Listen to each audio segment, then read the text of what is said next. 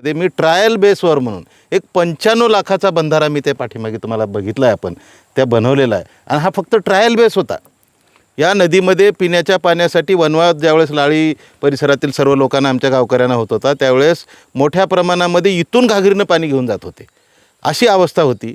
मग या ठिकाणी 95 लाखामध्ये या ठिकाणी बॅरेजेस निर्माण केलं। मी वारंवार आमच्या लोकप्रतिनिधींना विनंती करून सांगतोय की आपण जे घाट घातलेला आहे लूटमाप करण्याचा, शेतकऱ्याच्या नावाखाली फसवण्याचा, अधिकारी आणि आपण संगनमतानं करून जे ही जी टोळी तयार झालेली आहे, मला वाटतं या नदीचा तुम्ही दुरुपयोग घेताय आणि स्वतःसाठी भोगण्यासाठी म्हणजे एक प्रकारचा लूटमाप करण्यासाठी जर ह्या नदीचा जर वापर करून जर तुम्ही जर इथं लूटमार करणार असाल तर माझं चिंतन मनन या ठिकाणी जर पोहायला शिकला असेल, इथंच पाणी पिऊन मोठा झाला असेल तर ही नदीची लांबी रुंदी उंची किती आहे याचं मोजमाप लक्षात ठेवून मी विनंती वारंवार करायला लागलो आहे। मी माननीय महाराष्ट्राचे मुख्यमंत्री, उपमुख्यमंत्री, इरिगेशनचे सचिव सगळ्या लोकांना मी कल्पना दिलेली आहे की बाबा हे जे होऊ घातलेलं आहे हे कुठंतरी चौकशी करा आणि हे थांबवा। 116,36,00,000 रुपयामध्ये जी तेरू नदी उदगीर तालुक्यातील हंडरगुळी गावापासून सुरुवात झालेली आहे, हंडरगुळीचा जे तेरू प्रकल्प जर पूर्ण झाला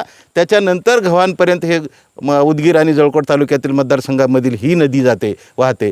त्यामध्ये 2-2, 3-3 किलोमीटरच्या अंतरावर जर फक्त 5-5 कोटीची जरी बंधारे याच पैशातून जर बांधले असते तरीसुद्धा हा पैसा निश्चित रूपानं जळकोट तालुक्यातील आणि उदगीर तालुक्यातील सर्व शेतकऱ्याला आणि आजूबाजूच्या गावकऱ्याला पिण्याच्या पाण्यासाठी सुद्धा फायदा झाला असता।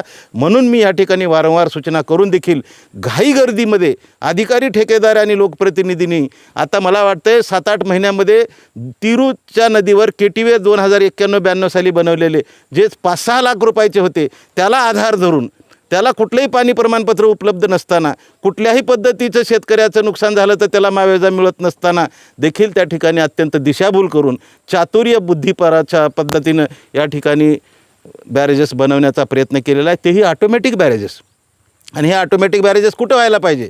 आज आपण पत्रकारात, टी व्ही मीडिया, प्रेस मीडियाच्या माध्यमातून तुम्ही लक्षात आणून दिलं पाहिजे। मी तर आणून देतोय, पण तो त्या ठिकाणी मला कुठेतरी साहेब कुठल्या आविर्भावात बोलतायत आम्हाला लक्षात नाही। आजचंच त्यांचं मी भाषण ऐकलं। मी सच्चा कार्यकर्ता आहे आणि इथला रक्षक आहे, राजकारणासाठी मी हे बोलत नाही आहे। या जळकोट तालुक्यातील आणि उदगीर तालुक्यातील शेतकरी आणि शेतमजूर गोरगरीब जनतेच्या पिण्याच्या पाण्याचा प्रश्न मिटावा आणि आजूबाजूच्या शेतकऱ्यांना त्याचा फायदा व्हावा यासाठी मी या ठिकाणी आवाज उठवण्याचा प्रयत्न करत आहे। परंतु आपण शेतकऱ्यांना जर दिशाभूल करण्याचा जर प्रयत्न करत असाल आणि आपण राजरोसपणे लूटमाप करण्याचा प्रयत्न करत असाल तर मी आणखीनही आपल्या माध्यमातून, पत्रकार बांधवाच्या माध्यमातून मी विनंती करणार आहे की कुठल्याही यंत्रणेनं, चिकित्सक यंत्रणेनं याची तपासणी करावी आणि जर दोषी असतील तर निश्चित रूपाने त्यांच्यावर कायदेशीर कठोर कारवाई करावी आणि झालेल्या नुकसान भरपाईला त्यांना दावेदार धरून जे काही योग्य ते शिक्षा देता येईल ते द्यावी, अन्यथा मी शिक्षा भोगायला तयार आहे। हे डंके के चोट पर मी सांगतो, मी राजकारणाचा अभिलाषी नाही आहे।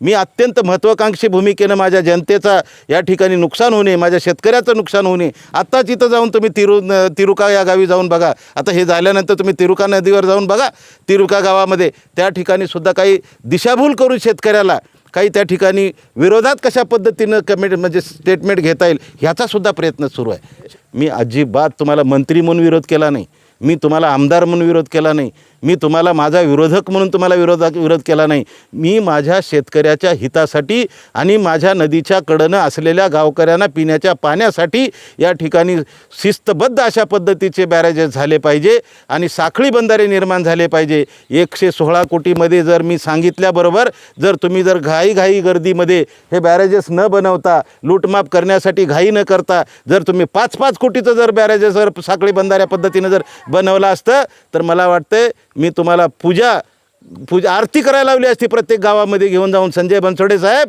अजिबात आविर्भावामध्ये येऊन दिशाभूल करण्याचा प्रयत्न करू नका। तुम्हाला इथंच तर काय, तुम्ही जिथं तुम्ही ज्या देवाला मानाल, तुमच्या आईवडिलाला ज्या जन्माला आलात ते सुद्धा तुम्हाला माफ करणार नाहीत। एवढ्या पद्धतीचं षडयंत्र तुम्ही रचण्याचा प्रयत्न करू नका। हा सुधाकर भालेराव अंतरात्म्यातून त्या ठिकाणी आवाज देतोय की तुम्ही चूक केली आहे, ते चूक सुधारण्याचा प्रयत्न करा। सुधाकर भालेरावला बदनाम करण्यासाठी आणि राजकारण करण्यासाठी जर तुम्ही प्रयत्न करत असाल तर याद राखा, मी जरी माफ केलो असेल तर तुम्हाला वरचा माफ करणार नाही, हे याद राखा। मी मुलाखत बघितली माऊली आणि मुलाखत बघितल्यावर त्यांनी एक कबूल केले की माझ्या कार्यकाळात हे होऊ शकलं नाही, पण ह्यांच्या कार्यकाळात हे झालंय हे त्यांनी त्या ठिकाणी कबूल केलं। आणि आता ते फार मोठे इंजिनियर आहेत मला असं वाटायला लागले आता. अगोदर कोणते डॉक्टर होते हे तुम्हाला सगळ्यांनाच माहीत आहेत. ते अगोदर डॉक्टर होते, आता इंजिनियर झाल्यासारखे दिसत आहेत मला.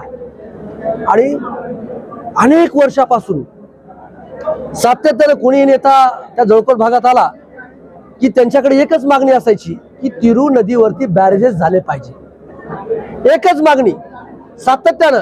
आणि मी सुद्धा माझ्या माऊली, तुम्ही माझा जाहीरनामा काढून बघा. त्या जाहीरनाम्यामध्ये मी आश्वासन लोकांना दिलं होतं की मी जर या भागाचा लोकप्रतिनिधी झालो तर कसल्याही परिस्थिती माझ्या कार्यकाळामध्ये तिरू नदीवरती मी बॅरेजेस करून दाखवणार म्हणजे दाखवणारच. आज राज्यामध्ये चर्चा आहे माऊली, एका वर्षामध्येच त्याला मंजुरी आणि एका वर्षामध्ये त्याचं काम पूर्ण त्या ठिकाणी करतोय. इतिहास झाला एक इतिहास. म्हणून आमच्या मित्रांनी गुंगीत बोललेत का वैफल्यग्रस्त होऊन बोलतायत की काहीच कळायला तयार नाहीत. एवढंच या प्रसंगी मी या ठिकाणी बोलतो. आणि जे काय टेक्निकल बाबी आहेत ते तुम्ही अधिकाऱ्यांशी चर्चा त्या ठिकाणी करा. टेक्निकल बाबी त्या ठिकाणी सांगू शकतील. माझं काम लोकप्रतिनिधी म्हणून एखादा प्रोजेक्ट मंजूर करून आणणं हे माझं काम त्या ठिकाणी आहे. आणि तो प्रोजेक्ट नीट होतोय का नाही ते काम बघण्याचं काम त्या अधिकाऱ्यांचं त्या ठिकाणचं असतं. आणि मग ते किती कोटीत होतंय, काय होतंय ते अधिकाऱ्यांनी त्या ठिकाणी बघितलं पाहिजे. आणि म्हणून त्याला जो काही निधी झाला, आज मी अक्षरशः मी माझ्या भाषणात त्या ठिकाणी मी सांगितलं की अनेक पत्रकारही माझ्यासोबत त्या ठिकाणी होते. येताना अक्षरशः रोडवरती लोकांनी बँड वाजून आनंद उत्सव साजरा केलाय. इथं कोल्हापूरचे सरपंच उपस्थित आहेत, अनेक सरपंचही त्या ठिकाणी आलेत. बँड वाजवून त्या ठिकाणी माझं स्वागत केलं की पाणी आणलं. आणि मला सुद्धा ते पाणी बघून माझ्या डोळ्यामध्ये आनंद अश्रू त्या ठिकाणी आले. खरं काम आज या ठिकाणी झालेलं आहे.